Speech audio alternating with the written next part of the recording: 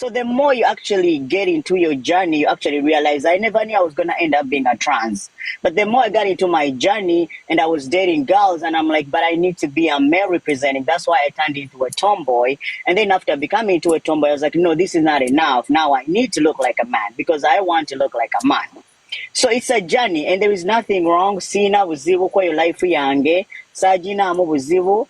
There's nothing wrong that any man has ever done to me. My life was so good. I don't even want to go on social media and sit down and tell people what those kind of people used to do and validate, because I know life was so good, you know, very, very good. And but it's just not my thing, you get. And I'm not gonna say I've never been there. I've been there. It just wasn't my thing. And right now I'm happy. Kacholi wabangalo zambu nagena chikosa against me. Abakazi bali eyo, ngabakazi naye nga batwegomba olutulaba ne basevinga obuvidiyo bwaffe pakati gwe omukazi ate yaga obuvidiyo bwaffe mubeera musevinga bwaki babuliki. Honestly, yeah, kubanga nze sijja kulimba mweno life jendimu. The truth is but they see things have been working, things are working good. So I can't complain. No, I can't complain. Life is good. So simanyi racha wanega na baloza mbu mutali musanyo for I'm 100% happy with my decisions in life. And atene ekyalo omuntu yenayena nga you don't really go tonjagala obanga like ochinako obuzibu inze Deyonce kino nkiddako nkiddamu ku live ya Senga Accid. I'm not doing this to be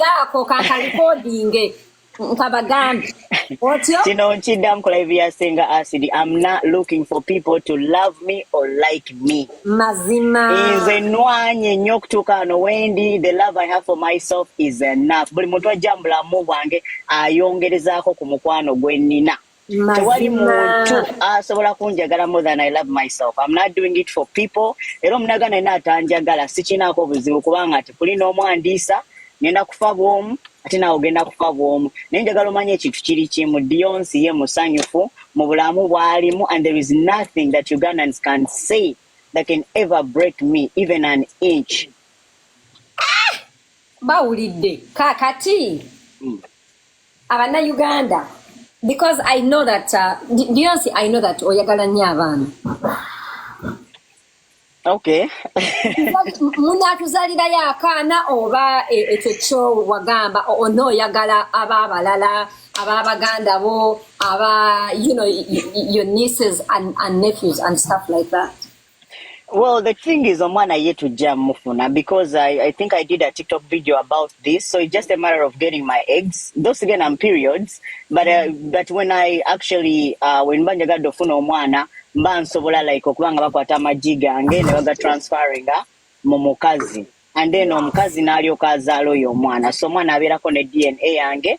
At the same time, nga naye alina DNA kubanga yabaamu studde. So that's how we plan on having a child. It's a bit expensive and we are working on it. Lwakwanga ekirungi ky'obuno obulamu bwe tulimu ngaffe tebulinaako social media pressure, tebuliiko mbuki okolera bintu ku peesi yo. You get, when that time comes, then we can definitely get on that. But we already know the options that we're gonna do. Tumanyi buli kimu ne process, ne cost and everything. Yeah. Ziri. Deyonce, waliwo abantu abakatuuka wano bali bakubuuza nti batugambye mulwadde, so you can clarify again. Siri mulwadde and abantu abali spreading wadde infection tolina not nothing kagubere mutwe kakibere ki. Siri mulwadde ndi very, very healthy. Even abena babalimba bagala bagazi kunkolerako views and likes. Content, yeah. Naye nga I'm not sick in any way, form or shape. Era ekifuba mukiraba nothing. Bagambye era Deyonce wafunze nga sirabawo wadde ka plaster. There's nothing. There's nothing. Scars. I have a scar. There's nothing. Deyonce, me as me, I have a very ignorant question that I want to ask, and I do know that wabera mu transitional journey back to hormones, yeah. nti omukyala aba ne hormones ezimufuula omukyala sexual. N'omwami aba ne kimufuula omwami sexual. Kati you have a female organ, wonderful, but female organ yeyo and ogambye oyagala to have intercourse as woman to woman. If you're getting male hormones, how do you get turned on as a woman when all you have are male hormones? That's why I said I am asking an ignorant question, and that is me. No, it's all right. It's okay. Yeah. So the thing is, to me, how I get turned on, actually, male hormones is in Omganda. Zina, it's on. I never really understood why men were always horny 24/7 until I actually got on male hormones. I'm like, what the fuck? Muima.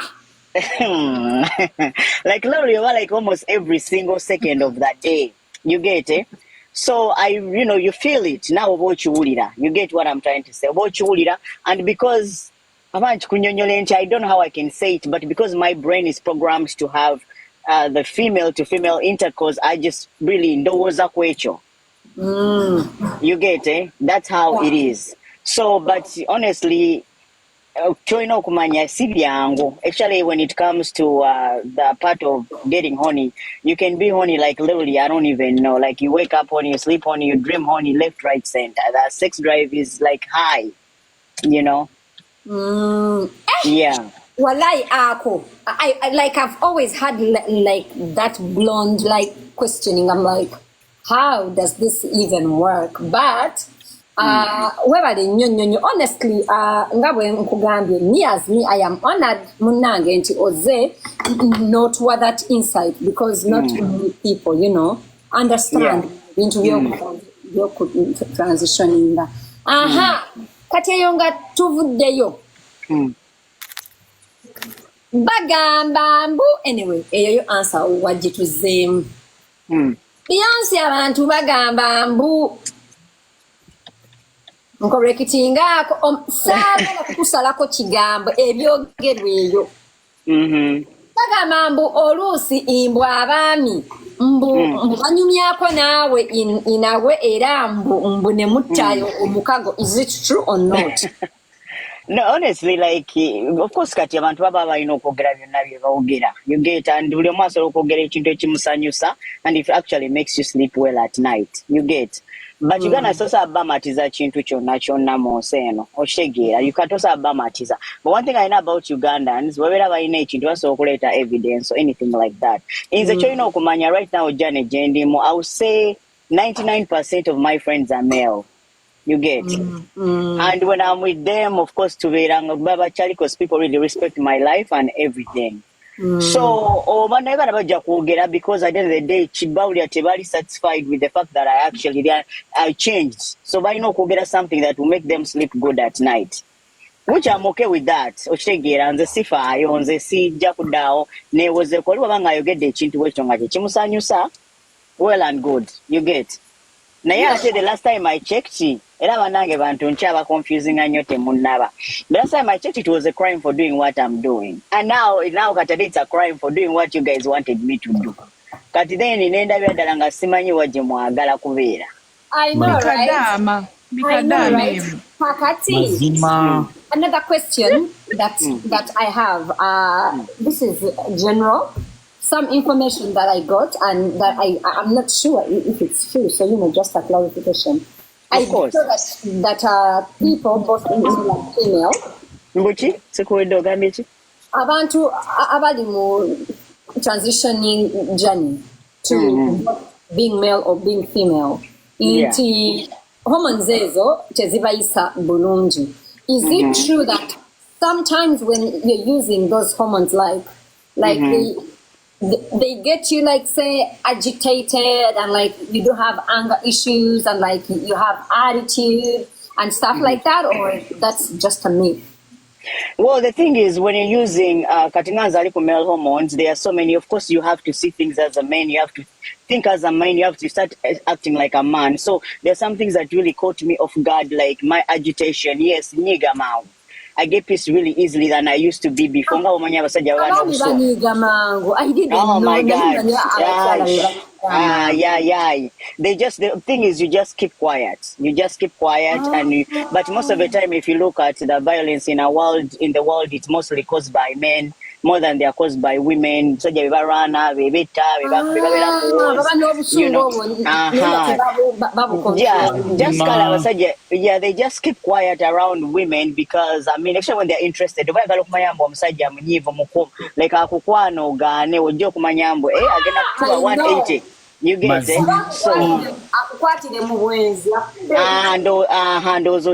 So most of the time they just lie, but half of the time the only thing is kale obeera agitated, you get onyiga mangu in a way, but you just learn obeera n'owana ogusungu, but you just learn to just keep quiet and see n'ogiraba bulabi. You understand? Naye nga tewali nnyo kyamaanyi mbw'oba muzireeta simanyi abantu buli omu kati bakuza abakazi obeera ng'abakazi. But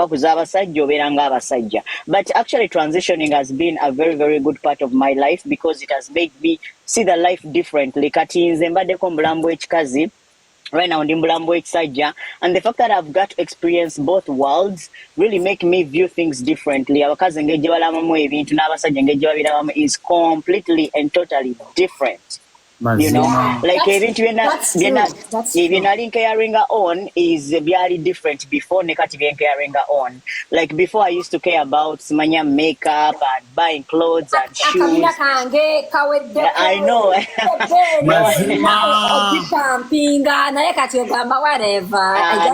Right now I just wanna saint. I just wanna have money. I just wanna be rich.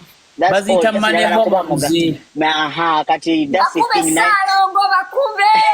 Money hormones mazima. Kati ebintu abakazi bye worrying about are totally different from what men worry about, and actually that was a very tough thing for me because nalingamba iyi buno bulambo ekisajja ng'ebinsanyusa bitono ng'ate before nalina ebinsanyusa bingi nga nyiza ogenda mu molo nensanyuka nengenda nenkola enjala nenkola ki, but right now kasoba ne sente mu nsawo lyeriba essanyu lyo. I know. That's right? Kati ingeri gye wakyuka n'okyusa hormones emanyi nti kiba kitambula mpola tekikyukirawo. Kati toyinayo side effect gye wafunamu oba anything kyogamba nti kino kyo kikyagaanye oba n'ofunamu obuzibu?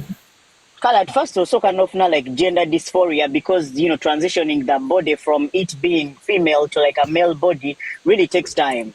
Also kind of gender dysphoria no skan ogazuwa wane ebibega begajjuke no redo china akabine no inazi hipsi kati also kind of zimba buzimbi. You get so then over time then umubinga gutwala time yago tuketera face nesoka negeja because abasajja balina face nene okusinga abakazi. Dino face nesoka negejjaawo nosoka nogabannanga ate kino kikyentuuseeko. You get, but then over time ogenda okurealizing nga ebintu byekola byokanga olaba omuntu yenna ng'obadde munene ng'ogenda kogga. It's a process, so neno nayo process, but the more ogibeeramu the more you actually see things fall in place and you actually be happy with your journey. But kale mu byankwata off guard kati ng'ebyo ebyokubeera obusungu the agitation that was a big flag for me as a person. You get, kubanga I used to go about my life nga sifaayo. Naye kati right now, my friend, that one is a very era nze njagala ngamba abakazi ekintu kiri kimu. And when I used to be a female, I used to be like, naye lwaki naye stressing abanne abeesonyiwe lwaki muno omumalako emirembe. My friend, if you have a man, if you have like a person, they really buy my mind. You need to actually give them stuff because that's the way life goes on. Kubo, you get that's why. Kajoininga kamba kudiremu ababuuza about periods. Ladies and gentlemen, Deyonce alimu actually you're not even in a journey anymore because already no, I'm not. Already kati wafuka trans omuntu nga transitioninga okuva kubeera omukyala okudda ku kubeera omwami bakujjamu hormones ezo zonna ezikufuula okubeera omukyala. For example, okugenda mu period, producing do you ovulate? No, so Dibakujam hormones. So what happens is you inject yourself with male hormones. So when you inject yourself with male hormones, they overpower the female hormones. Override. They override them. Question: you still have your uterus as a woman? Yeah, I do have it. Oh, perfect. Kati aweza no kuzala baby. No. I don't see. Like cheating life, mwana. Mazima. No. Cheating life. You wanna have your cake and eat it at the same time. Surrogate. Deyonce. Osobola okuzaala ng'oyagadde, right? If I want, yeah, I can. If I want, I can. But I don't want. I'm not Deyonce, the next was a child. I can be anything. I could be 2 in 1 if I wanted. That means, I mean, if you still have your uterus as a woman, then you're having your periods, right? Yes? No. So when you put yourself on male hormones, of course, about to producing any female hormones, so you don't actually ovulate, you don't produce any eggs, so you don't actually get in periods. But remember, even without the male hormones, periods are the long time ago. Yes, yeah. Prior to that. But even though it's not because of that, it is still you don't ovulate, so you don't produce a togenamo periods because stuff na maji. Deyonce nekibuuzo kyange. I didn't know that. Ebibuuzo bibiri. Ekitegeeza abakyala bayinza okugenda ku hormones ne bastopinga periods nga baagala. Of course. You can get them abawala mbaddemu awo. Abakola mu assistance homes oba care homes. Omwana omuwala nga teenager oba ali 19 oba 20 naye nga ali mentally down, like mentally retarded, like teyeyamba, akola abasinga babakuba empiso stopping their periods. Yeah, period can be stopped, you know. But the thing is not about male hormones, because if you're gonna use male hormones, then you're gonna choke. So it's usually there is actually it's not even there are other IUDs that people can use, their injections to stop their periods, you know. So periods. Ekibuuzo kitakiri nti ekitegeeza kati olinamu ku bukodyo obufuna ssente kubanga abakyala balina obukodyo bungi obw'okujja ssente basajja ate neeno kati olina double left right and center nabagambye acheatinga life mazima his cake and eat it at the same time akabuuzo akalala Deyonce not kabuuzo tukusaba ogambeko abaana but baby abagala transitioning either as male or as female abana bagambe ko balekerawo to take the black market way okugenda eyeyo mu busisira bwe Boston eyo ne baba hormones olusenfu because it's affecting a lot of them. It's giving them abakazijja ku timo abalala. Are you serious? Yes, so bagambe ko you as you, because it's a big issue in the community. But this is because if you're here in America, it's very easy because the insurance gets to cover it. You know, every single month we're gonna know for hormones. So I don't know about Monsichi, but we're Uganda, Simani, because I know to be able. Akatuba bali ku Boston, they should just go to their primary care doctor. Bamugambe, then bagena call a psych evaluation. You have to go through a psych evaluation for you to be able to be put on these hormones. By not making sure they have to make sure that it's a decision you're making when you're very aware and you're making it by yourself. So by not gonna through a psych evaluation. Once you write a psych evaluation, then you have dakuchi, nabagena hormones. What type of psych evaluation? Tosa agena hormones. Nina n'ekibuuzo kati ekirala ekiri mmejja mukyala wo tanyiigira bamuyitani Aisha tonyiigira nina ekibuuzo Deyonce oli mwami musiraamu yes or no? No. Tokyali musiraamu? See, the truth is ebintu mbadde njogedde ku bino ebintu byange mbyogeddeko emirundi mingi ku TikTok yange. Me, I'm atheist. Sina dini yonna gye believing awo Aisha ayiseewo kuba kati mbadde nenda gamba oli musiraamu ne Aisha No. I'm a proud atheist. Essuubi ery'okuwasa abakyala ababiri oba abana ng'obusiraamu bwe buga ate yuyo watugambye hormones zibaleetera ejjembe okufaako obu. Nedda sina plan yonna yonna egenda kukola anything like that.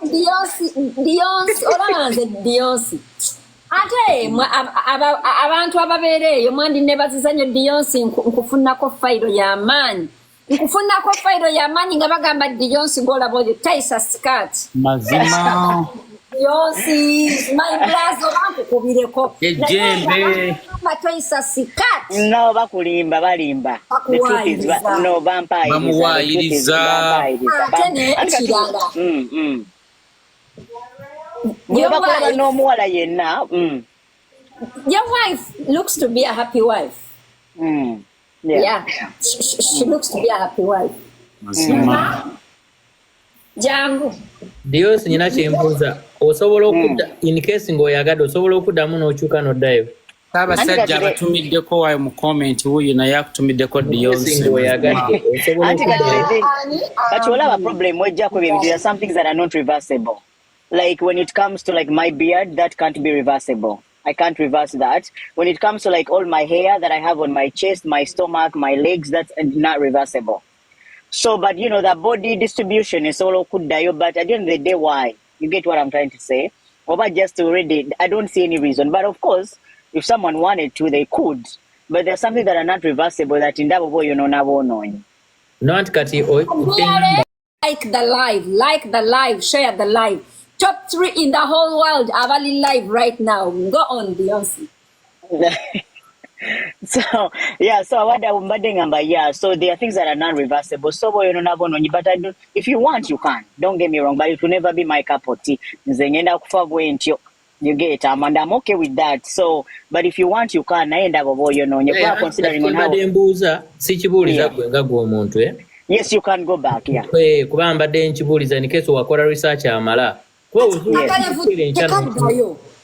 No, this one is reverse. That if you say kudayo, enviri zoina ku magulu, enviri zoina ku bisambi, other things all can't go back. Mbadde mmanyi ezo hormones zezireeta ebiriwo. Actually, but if you're to go back into being a female, like he was asking, there is no way you can. These things can't go back. How about the breasts? Can they come back? No, I mean, those ones they can't. You have to just go and you not get an okola mabere from abantu ababapia babikola. Nokola implants. Okay, right now I'm gonna give people the Kazindalo to ask you, but as we ask, please be respectful. One question at a time. Tubuliziganye abagala okubuuza Deyonce musindike request and please go ahead naye ate ababadde basindise request mbalazeewa please like the video that is all I'm asking you. Like the video and share the video. Ebibuuzo bibyo mujje mubuuze. Deyonce amalira ekibuuzo kyange obeera otya n'okudiringa ne hate nyingi nnyo n'aba nosigala ng'okyabagala. Antigati Olava, the problem is when it comes to abantu bo baja hating all the time and there is nothing we can do about it. People always hate, you know. So on the sifa I hate because hate them moving, you know, kati abantu ngafe. People don't know my life story. Nayenza okutuuka no wendi nwanye nnyo since I was a kid. So kati abantu ambanda byebukulu kati balowooza since they throw hate at me mbongenda kubuuka. No. Ngabiza.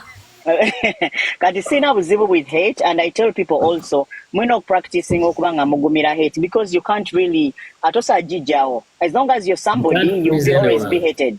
Yeah, unless you don't want to be anybody in this world. But if you want to be anybody in this world, we're not gumira hate, you know? Yeah. And every time people are having something to talk about you, negative or positive, it doesn't matter. If it's positive, good. If it's negative, good. It shows you're doing something and you're having an effect. Definitely. Kwati waluga batayogera ako kabeera ni mu nsi eno. If you actually somebody. If your silence is loud, people are gonna talk. I'll give you an example. Mulaba onomchala Juliana Anyomuzi. Yasibikira abantu, you know. We are only speculating to gamba. Oba yagwamu, tachayimba. Olokuba yafiru omwana, like even your silence can also be a statement. If you are not talking, if people are not talking, you are not doing anything. So definitely, yeah. So kati ate nane wendaba nfunye omwana nina omutraining njagala omutraining obutacha and hate y'abantu because that's how we build strong kids. Olinga nze naye nze nebuuza Deyonce sikulabangako ng'oyomba. Na tosa kugwatya nkuyomba. Not even a post yet. A lot of backlash has been out there about you. Sikulabangako ng'oyomba okikola otya nze nnyomba nemba. And this is one thing about me. Honestly, I don't know, but I kind of see myself up here. So, like, if someone were down, for some reason, it's hard for me to actually go down to your level. So I just choose to ignore and I just go about my life. And it actually given me a lot of peace. Yeah. Kande kemunange abalala nabo babuze bajagamba ate otugambye tubuza wabuza but tap your live and like it guys. Prince you byobadde okyayogera byobadde binyo kati Prince wama documents zo zaali mu female kakati wazikyusa n'oziza mu male oba n'ekirala wakyusa omubiri gwonna. Nze kyendagala okumaakiri kimu n'akasolo wakakyusa oba kakyali kali. Thank you for asking. Documents zange already nakolaki nazikyusa nazo already ziri mu mail as I speak right now. You get topic the other issue Jobuziza, I've said this already numerous times that there is a difference from gender identity and sexual orientation, and those are two different things. I identify as a man and my sexual orientation is women to women. So if you can read through the gaps, you can definitely understand where I stand. No. Deyonce, explanation yo olinganga anyonyola omuntu already amanyi what happens in the community. Yes, exactly. Okay. Munyonyolemu inti ndi mukazi I feel like male but I enjoy female to female sex. So all in all, King Deyonce badiare ebitundu bye ebyekyama tebabikwatangako bikyali intact. Yeah.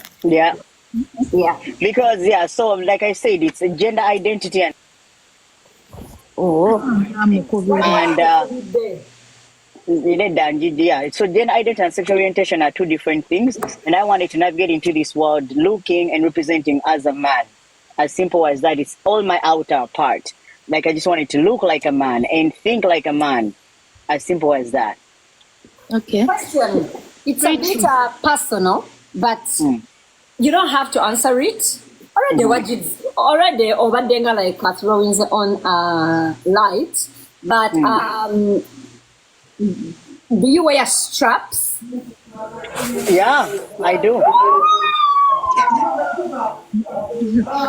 Pretty ask. Come here.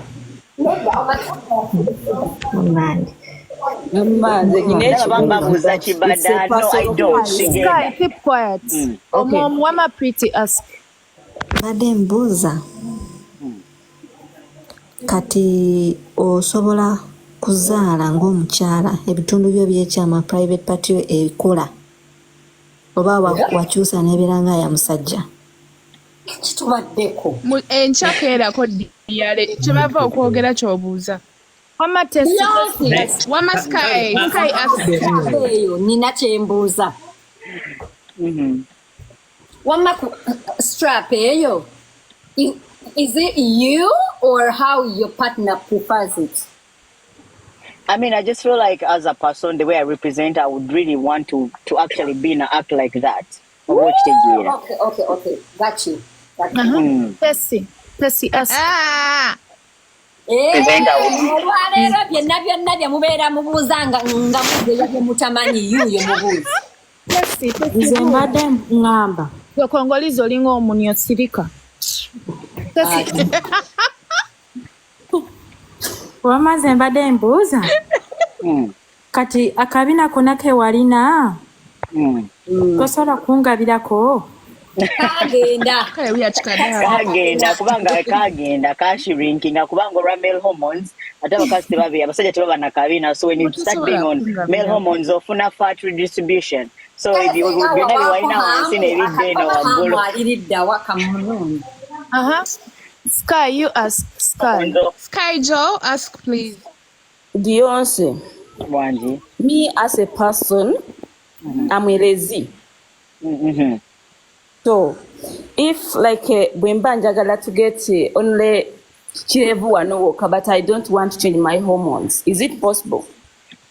I don't think that's you. It is very possible, unless ngofunye beard transplant. Mine is a beard transplant, right? Yeah.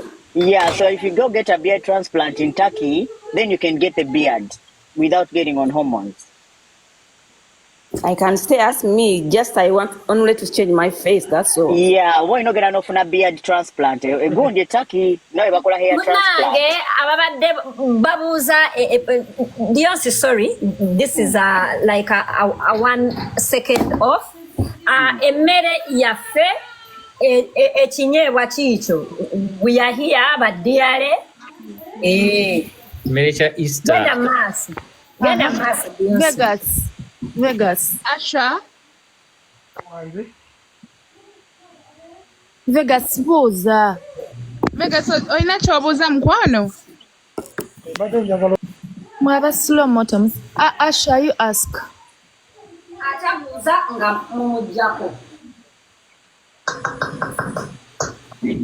Matt, you ask. Maybe nabisimika ye mutinze nokwemutinga tabbe dibuuza.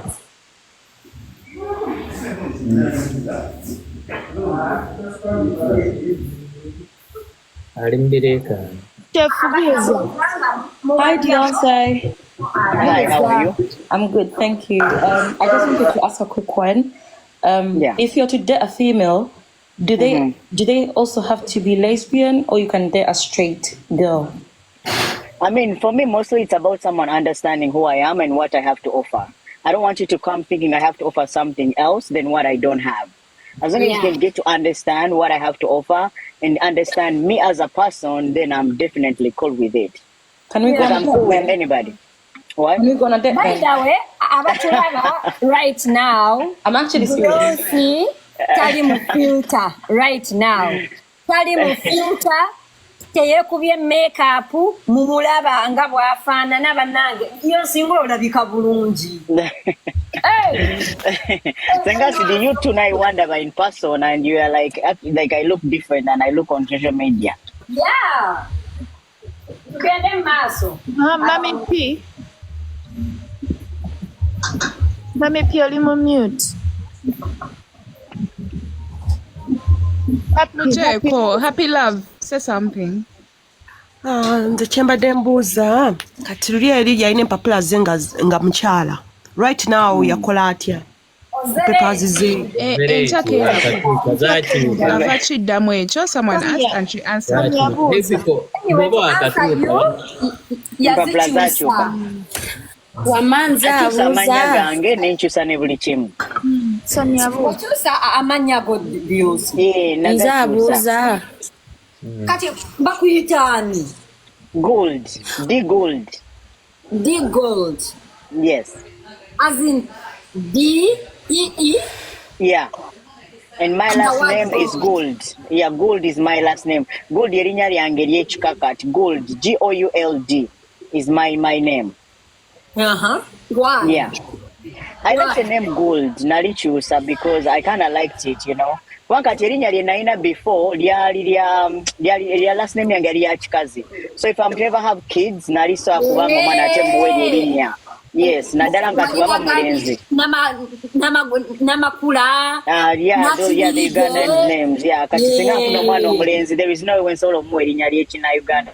But Gold is going to be my family name. It's going to be my last name for my kids. Kakati, lwaki teweyita erya taatawo his last name? Anti kati tata already lyaliko danga middle name, which is Sembatya. Already lyaliko danga middle name. So there is no way I would have changed that because it was already on there as a middle name. Big gold. Wow. Yeah. Nali akizungu nnyo. Osuubirayo okuzaala abaana abakyotala. Omwana yo No, by the way, no, the truth is mwana, if we are to ever get we are gonna go to a spam bank and obviously tugenda ya mufirika, no offense, egenda kubeera ya either muzungu oba muspana.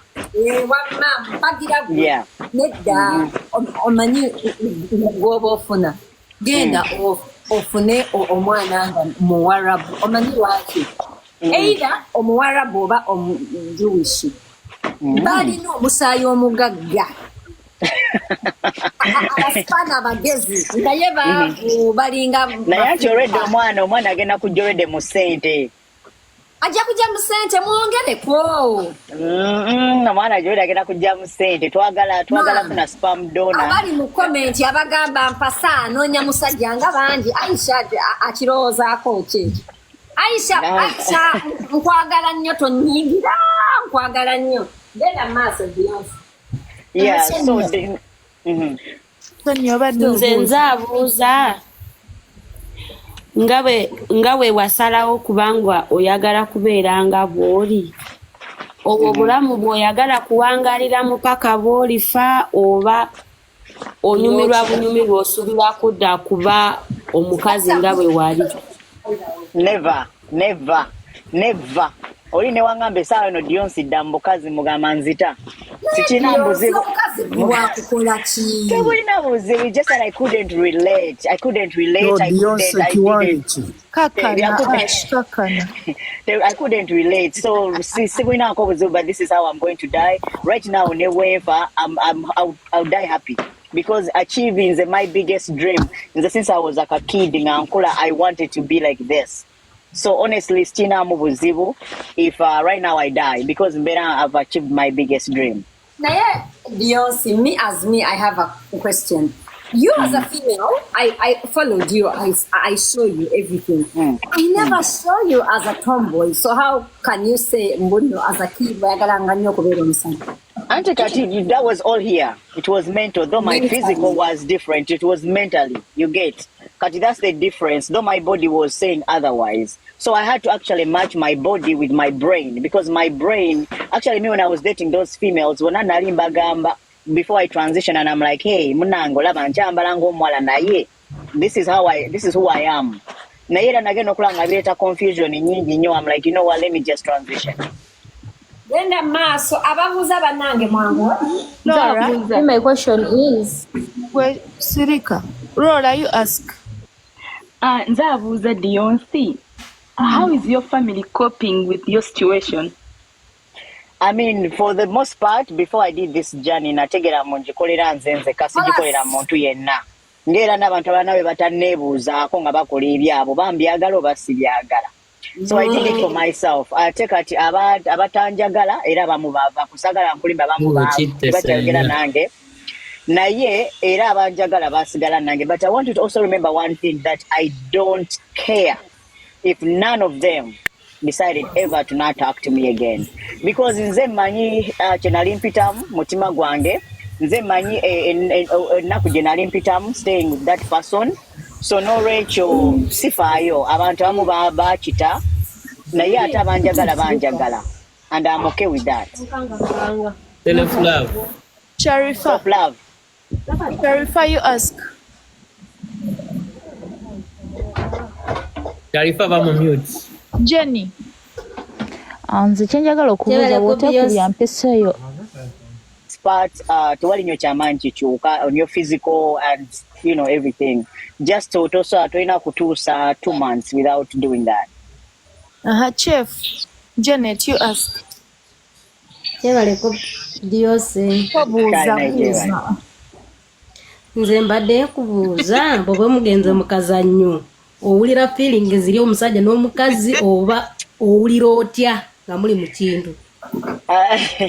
Actually, my attraction towards women ate yeyongera nnyo when I transitioned, because kati banange Kintu masavu. Ddala abasajja kye baali Oh bamiisinga. my God. So my view is very, very different. Yes, abakazi nali mbagala naye ate we nagenda ku hormones ate ne kisukka. Yeah. So Deyonce, you're not attracted to men at all. No, I'm not. Okay. Yeah. Okay. Mugende maaso. Prince buuza. Mujjeeko.